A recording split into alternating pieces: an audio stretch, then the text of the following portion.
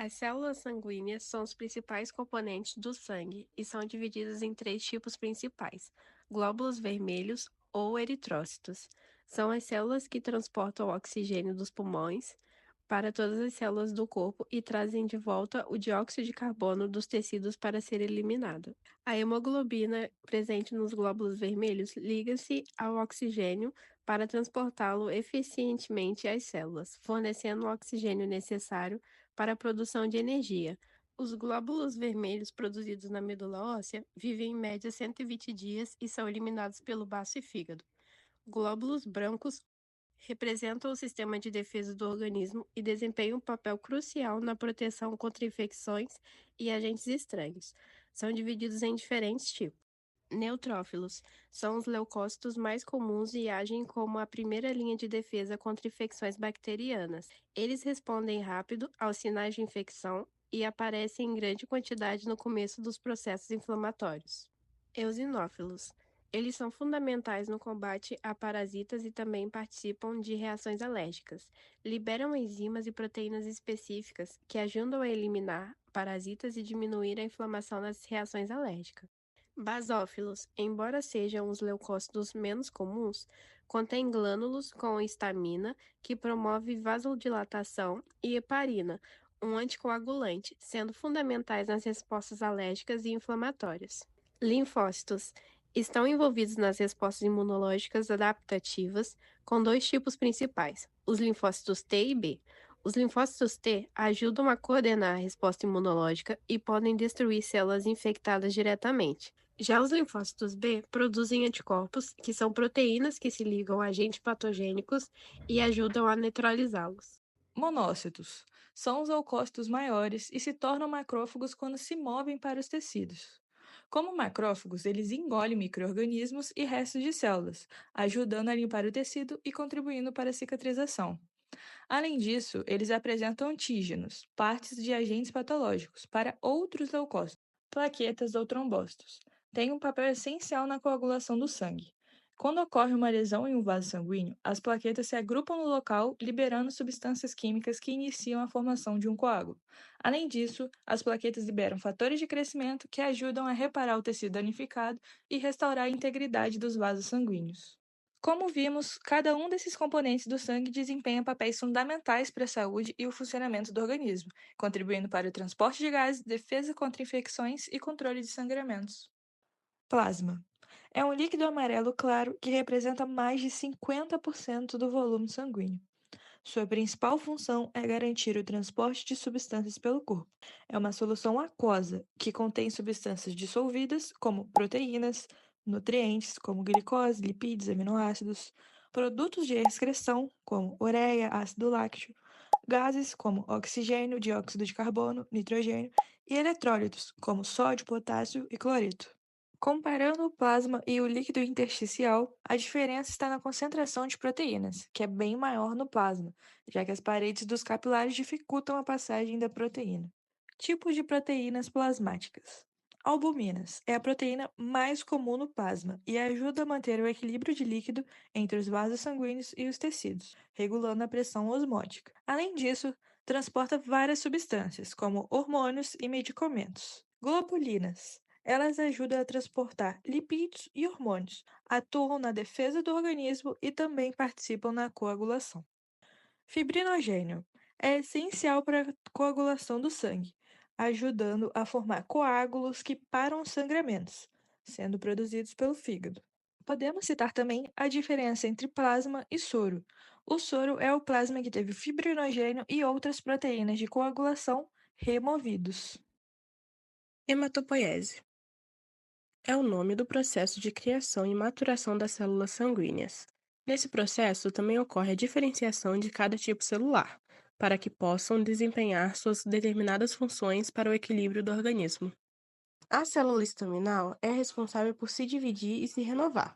As células sanguíneas têm sua longevidade baixa, precisando ser renovada em uma maior frequência quando comparadas às outras células do corpo, além de precisar de uma maior produção caso haja alguma hemorragia ou infecção. O processo da criação de células sanguíneas se tem devido ao tecido presente nos ossos denominado medula óssea vermelha. Em crianças, há medula óssea em quase todos os ossos, mas essa divisão vai sendo reduzida conforme o amadurecimento do organismo. No adulto formado, há quase que exclusivamente nos ossos da bacia, costelas e externo.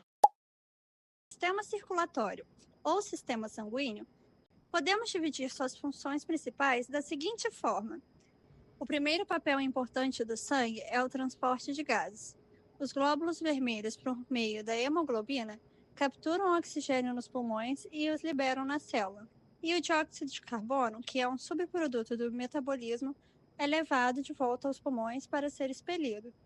Outra função vital é a distribuição de nutrientes. Após a digestão, os nutrientes são absorvidos pelo intestino delgado e transportados pelo sangue para as células do corpo. Esses nutrientes são essenciais para a produção de energia, crescimento e reparação celular. Defesa imunológica. Os leucócitos e glóbulos brancos são fundamentais para identificar e atacar patógenos como bactérias e vírus. Além disso, os anticorpos presentes no plasma ajudam a neutralizar esses agentes infecciosos. Coagulação sanguínea. Em caso de lesão, o sistema hematológico inicia o processo de coagulação.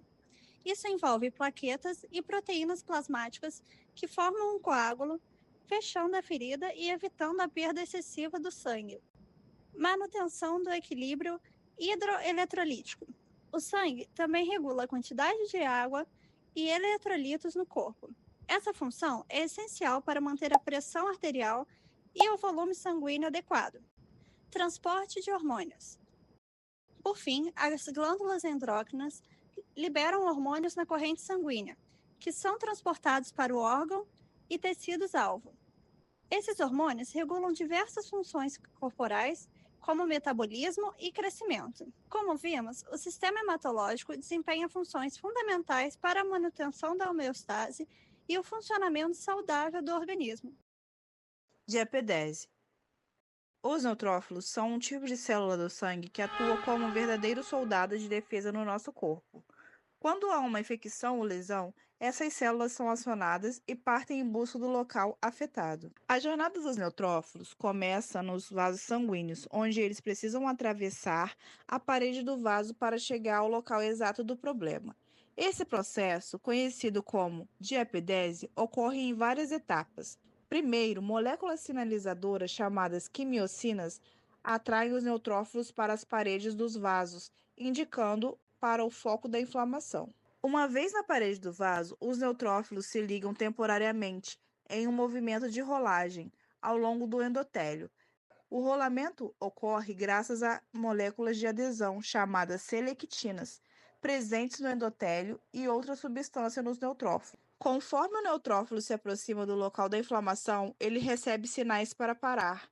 Nesse momento, uma ligação mais forte se forma entre o neutrófilo e as moléculas de adesão do endotélio, fazendo-o aderir firmemente à parede do vaso. Finalmente, o neutrófilo atravessa a parede do vaso, esgueirando-se entre as células endoteliais até alcançar o tecido inflamado.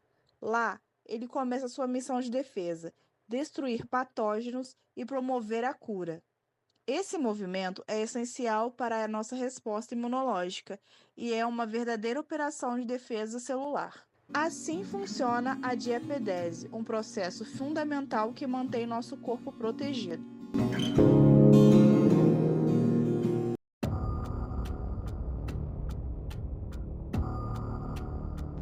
A homeostasia é o processo pelo qual o corpo interrompe o sangramento em vasos lesionados, envolvendo a coagulação do sangue.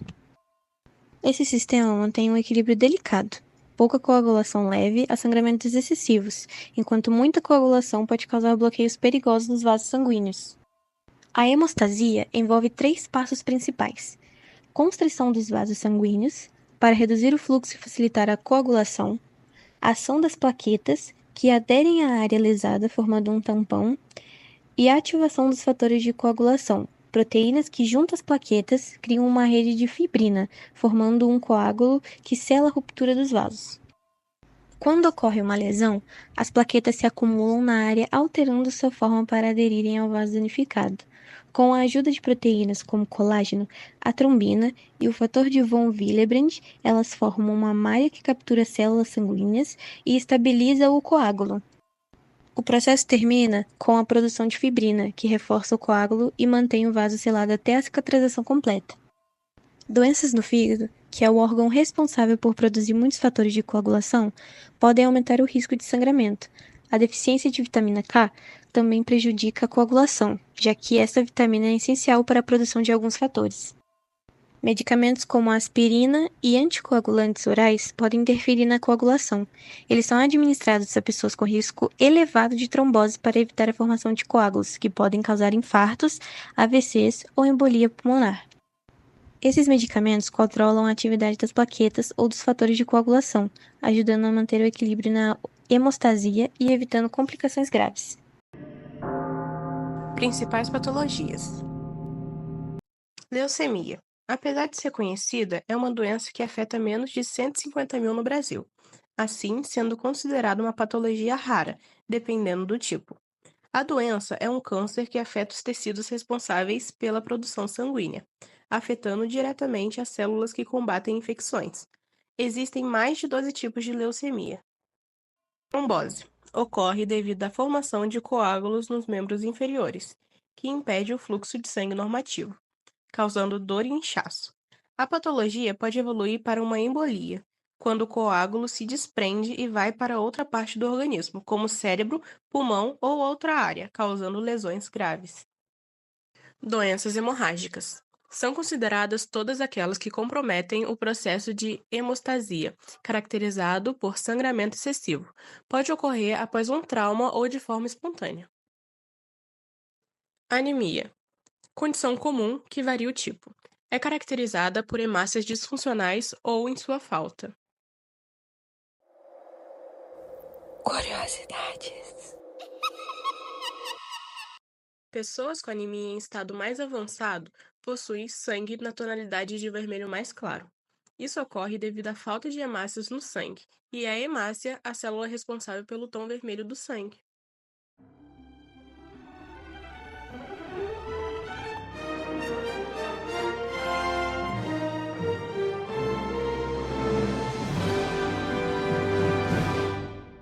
O sangue.